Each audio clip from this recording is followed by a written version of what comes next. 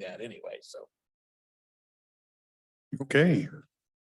We're back with our 11 o'clock meeting with Public Services. Where do you want to start? Good morning, Commissioners. We requested executive session earlier today. May have not got the request yet, but on your agenda today, this does show executive session to start with. We have a contract negotiations for 10 minutes, and then we have HR items. We have 3 items. 2 are under collective bargaining and 1 is under performance of a public employee. And we anticipate about 15 minutes total for the HR items. So You want to do it now? if we could, well, originally we could have right at 11 because Ian was coming over from the Public Defender's Office to talk about a contract at 11. So if he's not here, we can go ahead and start with the HR items first and then go into the contract negotiations on the second executive session. okay, and what were the 2 HR ones? Collective bargaining. And then the second one is performance of a public employee.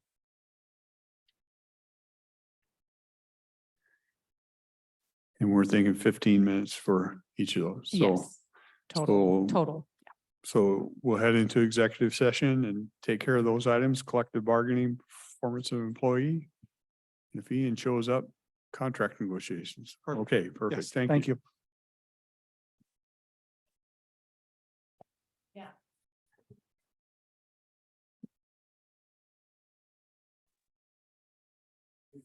Okay, we're back from executive session. No decisions were made. Good Turn it morning. over to Jessica. Good morning again, Jessica Warren with Human Resources. I have a request from Public Works. One of their water sewer operators is eligible to move to operator 4. And we would like to move him to operator 4, step 4, effective as early as 10/1, once we receive those certifications from him. I'm okay with that. Okay, thank you.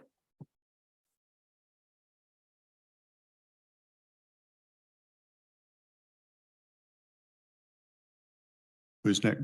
Building and planning? We are, We've already done miscellaneous. I know.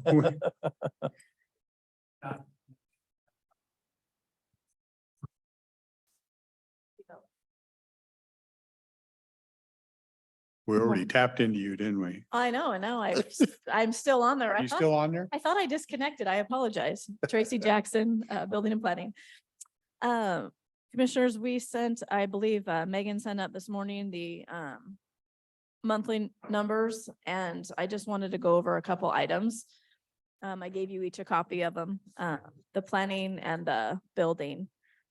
The ADUs and the staffing consults, we offer those as a free service to any applicant, public who wants to talk about what they can do or not do, or whatever they want to do with their property.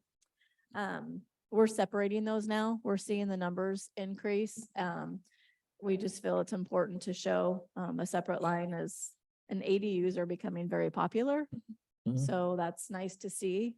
People are taking advantage of, things that they can do on their own pieces of property, as well as take care of their family. Are there any trends? Is it more putting trailers on the property, or is it converting patios and garages? I think it's stick built. In order for them to qualify as an ADU, they'd have to be either a manufactured home that's placed accordingly or a site-built structure. Right.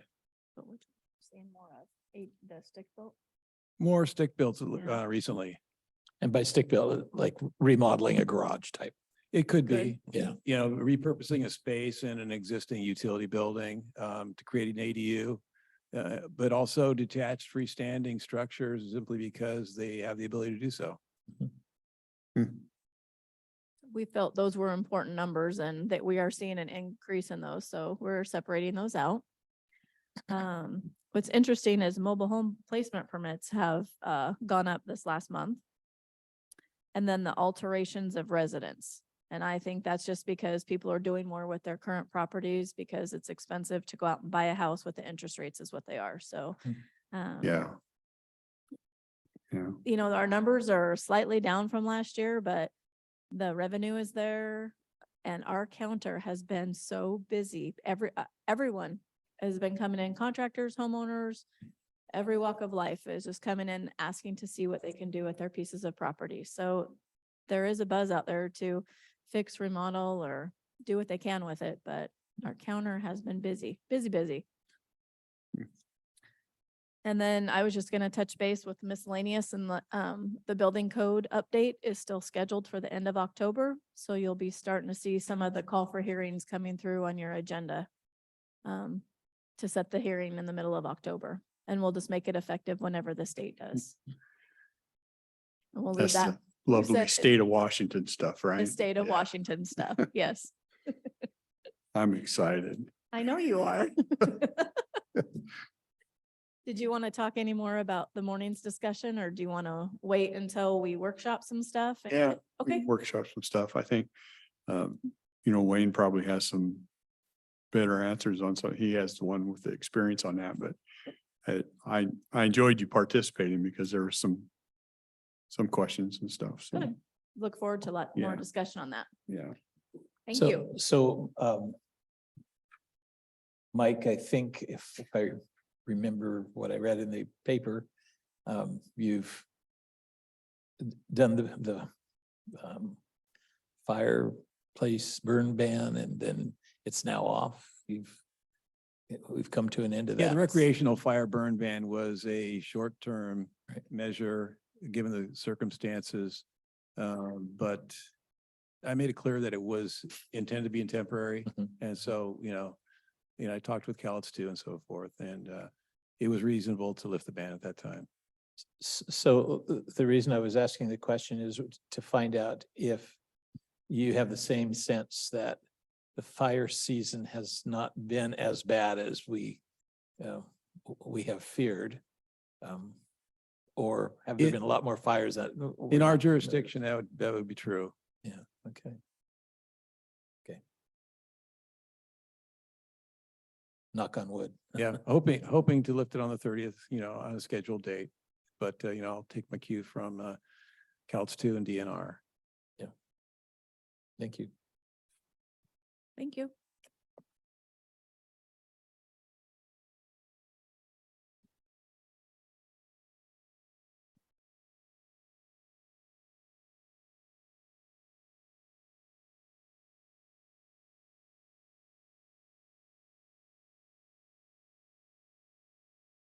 You getting old, Mike?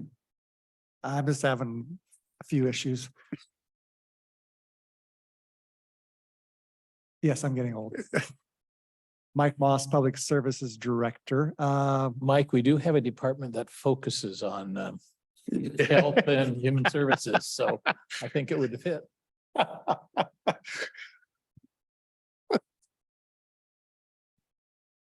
Thank you for the comment. Trap range, gun range update. Hopefully you both got, or all three of you have pictures on your desk there. One is of the footings, the foundation of the trap house itself. We're building two of these. This is just the footings that are going in place to build the house on top of. And the other one is actually the trap range house pad. There's this one here. Those may put up towards the camera. For those online. Those were poured last Friday. They expect to do the other set this week and then build the trap houses next week. So they're hoping to be done in the next 10 working days, they say. We'll see if it goes over a little bit. This project was supposed to initially get done at the end of July. There was some issues with subcontractors along the way. So now we're looking at a completion date, hopefully by the end of September, by the time we get the electrical and the conduit and the power turned on for those trap houses. So project's finally moving along. There's some workers out there. They got the permits through building and planning. I appreciate the assistance there for Mike and Tracy. So hopefully get this RCO project behind us and then be working on the next one, which will be next summer, will be the restrooms at the trap house. And who got the contract? Trans Blue, they're based out of, I believe, Spokane. They also have an office out of Lacey, Olympia area. But they're mainly a general contractor and they hire subs, and that's been the issue so far. I think this is sub number 6, 5, 6, somewhere around there. So Oh, wow. had some issues along the way, but they finally got a good general or a good sub on there who's getting the work done. They just arrived last week and they've already got this much completed, got pretty much everything laid out for the rest of the pours. And the weather's held out for them. Yeah. For sure. Very lucky on that part. So. All right, moving on to the next item is a public works item, is a tree work at HOJ. We mentioned this before. We have a contract with New Day Arborists to trim back some trees around a Hall of Justice and along the south parking lot and remove some dying trees in the islands and north of the HOJ. Majority of the work is going to be trimming back trees, not removing trees, but some trees do have to be removed. And then after that project's done, we'll be looking at the grinding and paving of that parking lot at the end of the month. But we sent out a press release last week, starting, looks like work will be starting there next week in those parking lots. We'll coordinate with the HOJ and the courts about when to do the work and what parking lots to shut down when, but that will be coordinating this week with the court system. Are you opening up any other areas for parking? Where is? Yes, where is that's the that gonna be plan. located? Well, we're going to hopefully try to shut down in sections so that it doesn't disrupt business. So people will still be able to park in certain sections. And that's what we're coordinating this week with the contractor and with our road supervisors. Because that parking lot's never always full. Correct. Very Right. rarely full. Yeah. And we don't want to disrupt business. Now, the north side would be a little bit more of a problem because Right. that's always full. That's true. That'll be a phase 2 that's next summer's work. And will that include resolving the puddle, the permanent puddle? That's the hope. Without a drain though, I suppose. Yeah. Thanks. All right. I see Ian's here, but we'll go ahead and finish the next 3 items on Public Works. And if you guys have time, go ahead back to the executive session. If that's okay with you. Okay. Okay. So our next item is some private road discussion with Susan, the county engineer.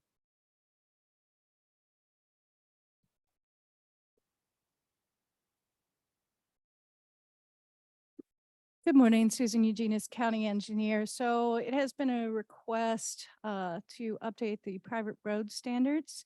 And I'm kind of looking for some direction before I jump in, because our current road standards are from 1999, so from the last century, and have not been updated since. Our current road standards are about this thick. That is public and private. And most counties are like this. I printed out numerous and they vary in size.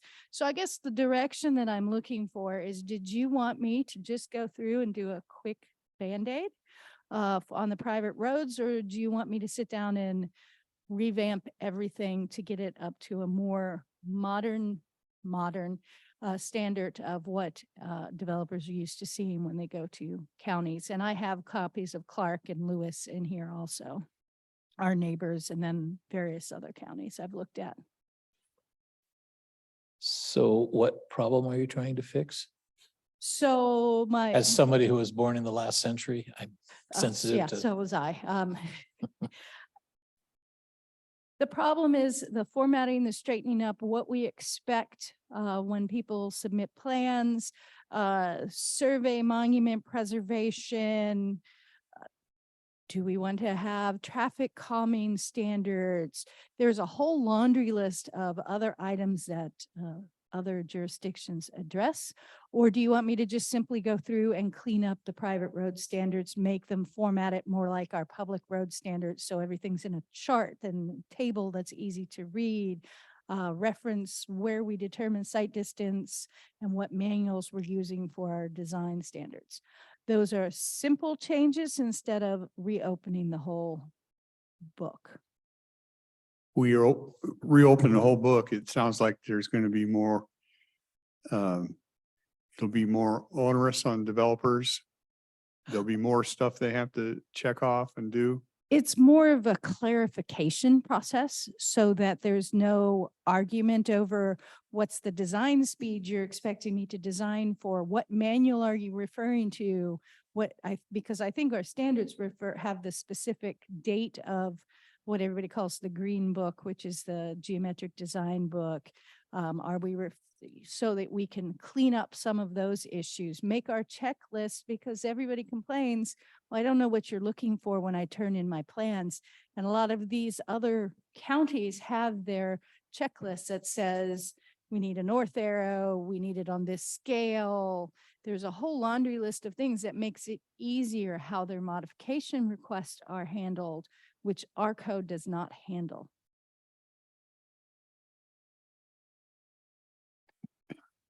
Does either one of them make it easier for a developer to develop? That Or is- depends on your point of view as the developer. I know that's not the answer you wanted to hear, but if we give them a straightforward template that they know everything in their brother that I'm going to ask for, they cannot argue as much so that they know the playing field they're on. Now, is there things in there that they may be able to get out of if I just did a Band-Aid? Probably.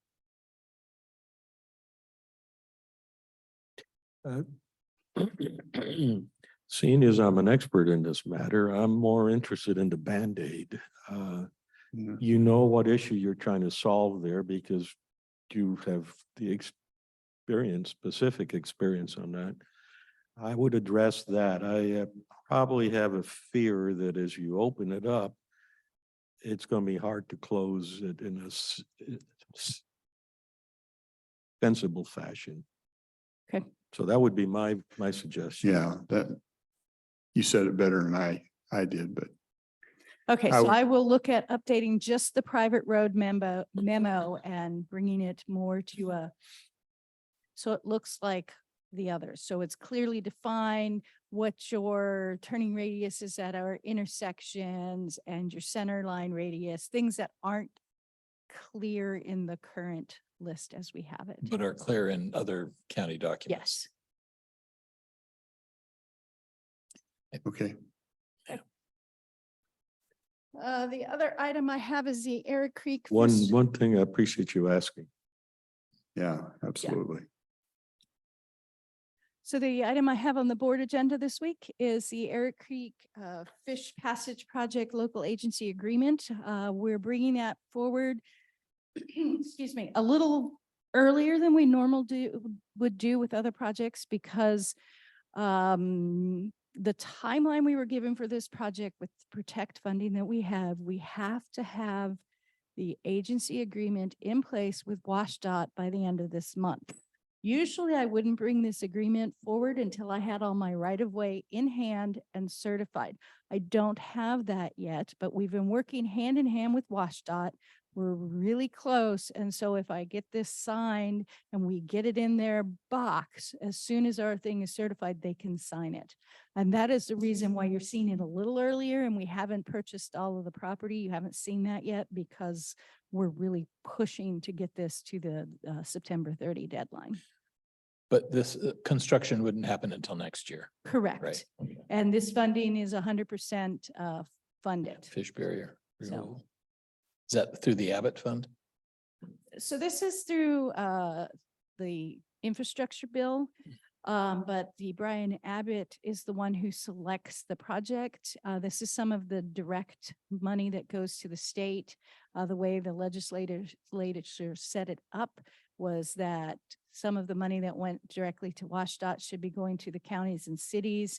Brian Abbott got to pick the projects, so they picked projects off of their approved lists that were probably not going to get funding from the governor and were from agencies such as Cowlitz County, City of Seattle. So people who are authorized to work with WashDOT, because a lot of Brian Abbott's projects come through conservation districts and they don't have the standing to use the federal money that the cities and counties do. So I don't know if you're familiar with Erick Creek, and I hope I'm describing the right project. But Abernathy Road crosses at pretty much the confluence of Abernathy Creek with Erick Creek. Mhm.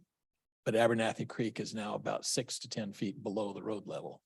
Yes. So there's this plume that comes out of the failing culvert. And of course, the fish, there's no way the fish can jump in and wiggle their way up through the culvert. So it's kind of a spendy solution because you're going to open up turn it into a bridge situation. But it's also kind of a tight turn, if I remember correctly, and the bridge will smooth that out a little bit. Probably a little bit, Yeah. but we're fitting in and trying to minimize our take from the neighbors. It actually has been on the Fish Recovery Board's Mhm. list of recommended barrier removals for probably 6 years, 7. It's been a while. Quite a while. And originally the Cowlitz tribe was proposing it and they did the 75% design. Yeah. And as part of this protect funding, we picked up that 75% design, brought it to, are now bringing it to the final to do this project since it's on our roadway. But Erick Greek has all the evidence of being ideal spawning Mhm. land, so it should make a huge difference. Okay, Thank you.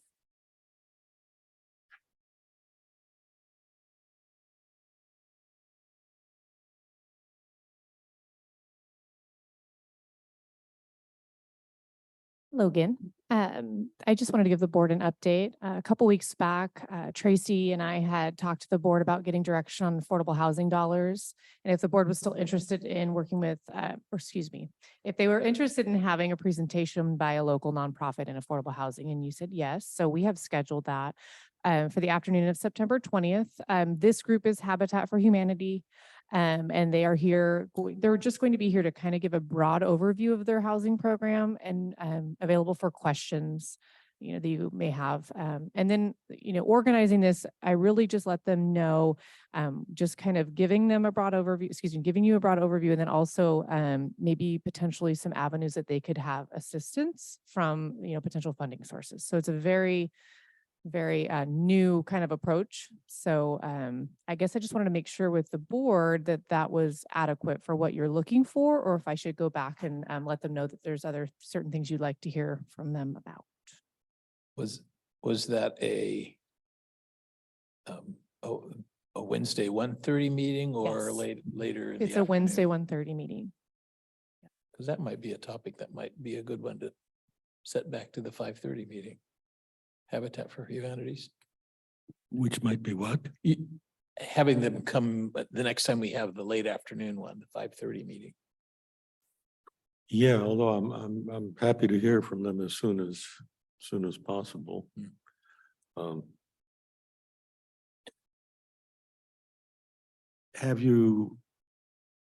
Do we have any idea whether there's a mechanism by which we can use doc recording? So I did reach out to legal. If you guys recall, it has been kind of out there for quite a few months. And we touched base again last week when this got brought up. Talked to both Doug and David in PA's office. And they're curious as to what questions the board may have. I did give some ideas that we've discussed here in public meetings about potential reimbursements, permit fees, tangible PUD, SDCs, stuff of that nature. But beyond that, I told them that, I wasn't quite sure. So David is working on getting up to speed with, there is affordable housing dollars in the document recording fees. He's going to get up to speed and be ready by hopefully next week on what we can and can't spend that money on. So yes, so the long answer to your question is yes, we're working on it. yeah, Thank you. it'll be fun to hear from. I don't know that we'd have all the questions for it. Is kind of new and just I'm Well, in exploring an evening meeting, I have booked the time with Habitat and they're gearing up on their end to present. If we come up with some questions at that point, we can follow up with answers and then maybe schedule it an evening meeting yeah. in the future. I was just gonna say it might be more than one meeting depending on how it goes. Yeah. And then also we'll explore other agencies. So not just Habitat, but perhaps CAP Yeah. and looking at some other. I groups. will be in Ellensburg that day, so I won't be able to attend. Okay. But we support Habitat for Humanity, so. That's all Okay. I have. Any miscellaneous items? Sorry, any miscellaneous items from the board before we go back to executive session for 10 minutes for contract negotiations? No. Okay, we can do that. Good. Right, thank you.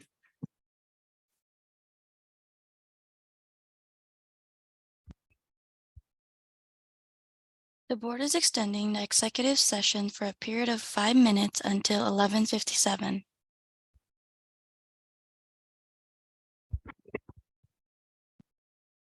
The board is extending the executive session for a period of 5 minutes until 12:03.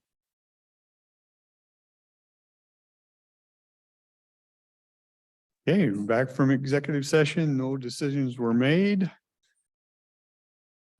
Anything else for this meeting? Think we exhausted everything? No, nothing else. We're almost on schedule. Yeah. Okay. We will adjourn. Thank you.